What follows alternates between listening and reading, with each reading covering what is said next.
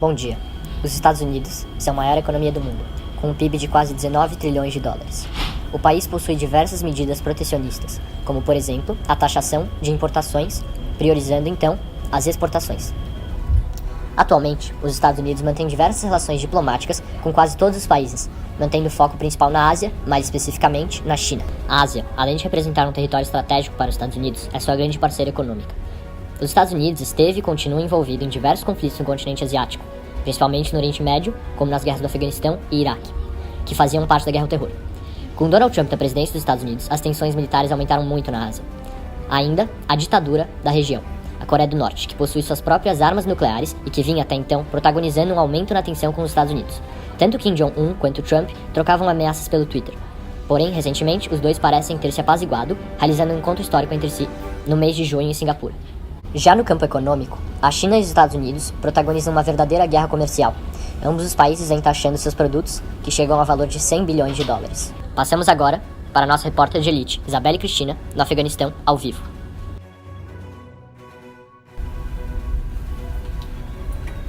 Bom dia, Humberto. Bom dia, Tresberto. Estamos diretamente aqui em Cabul, capital do Afeganistão, trazendo mais informações em relação ao tema. Em 1979, já havia uma guerra civil entre vários grupos afegãos. Os principais eram aqueles aliados ao marxismo, apoiado pela União Soviética para expandir sua zona de influência, e religiosos, que eram contrários a qualquer ideologia estrangeira. Com essas tensões entre os grupos, em dezembro de 1979, a União Soviética invade o Afeganistão, conhecido como a Invasão Soviética do Afeganistão, que inicia a Primeira Guerra do Afeganistão. A União Soviética, que apoiava o presidente afegão Babak Karmal, tinha o objetivo de expandir a influência soviética e pretendia pacificar o Afeganistão por causa da rebeldia dos grupos guerrilheiros. Logo depois, os Estados Unidos entram na guerra, auxiliam economicamente a oposição, pois são contra as ideologias socialistas e aliam-se à China e países muçulmanos, por exemplo, o Paquistão e a Arábia Saudita. Os Estados Unidos propiciaram o crescimento militar de certos grupos afegãos, contrários ao comunismo. Na altura em que o Afeganistão passou a ser governado pelo regime talibã, os antigos aliados se revoltaram contra os americanos. A situação intensificou-se com o sequestro e morte do embaixador americano no Afeganistão. Assim, as relações dos Estados Unidos e o Afeganistão se romperam. Depois de perder 15 mil soldados e sem condições de sustentar o conflito, em maio de 1988, Mikhail Gorbachev, um político soviético, dá ordens para os soldados da União Soviética começarem a abandonar o território. Anos depois, o ataque das Torres Gêmeas, em 7 de setembro de 2001, deu início à Segunda Guerra do Afeganistão. Foi executado pelo Al-Qaeda, a mando do Osama Bin Laden, com apoio do regime talibã.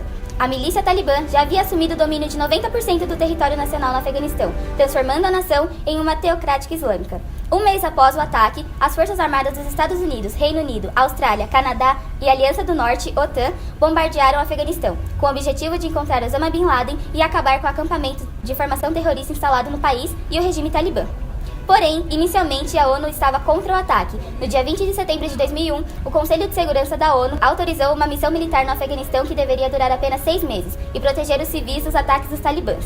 E em maio de 2011, Osama Bin Laden foi morto por soldados americanos. Com isso, o regime talibã é derrubado do poder e teve novo governo estabelecido sobre Hamid Karzai. Em 2012, é assinado um acordo estratégico entre os presidentes dos Estados Unidos, Barack Obama, e do Afeganistão, Hamid Karzai. Foi assinado planos de segurança que, entre outros, visa a retirada das tropas americanas. No entanto, as nações não chegaram a um consenso em algumas partes do acordo, tal como concessão da imunidade para os soldados americanos. Desde junho de 2011, os Estados Unidos começaram a retirar suas tropas do Afeganistão, o que se esperava que terminasse em 2016.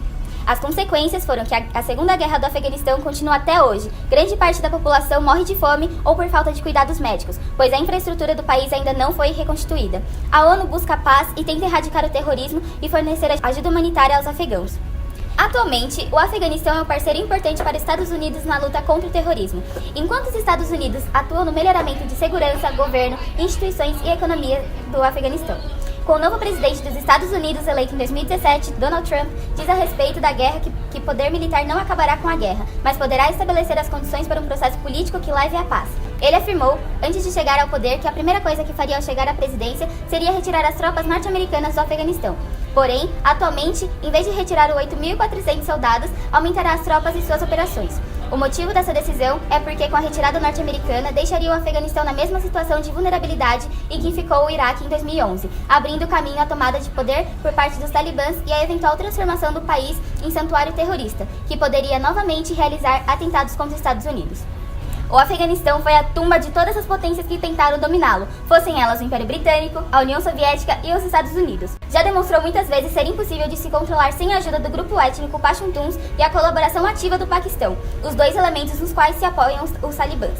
Por isso, a afirmação de Trump de que não pretende construir uma nação, mas somente matar terroristas, não só é uma ameaça, como é a prova de que os Estados Unidos insistem em cometer os mesmos erros repetidamente.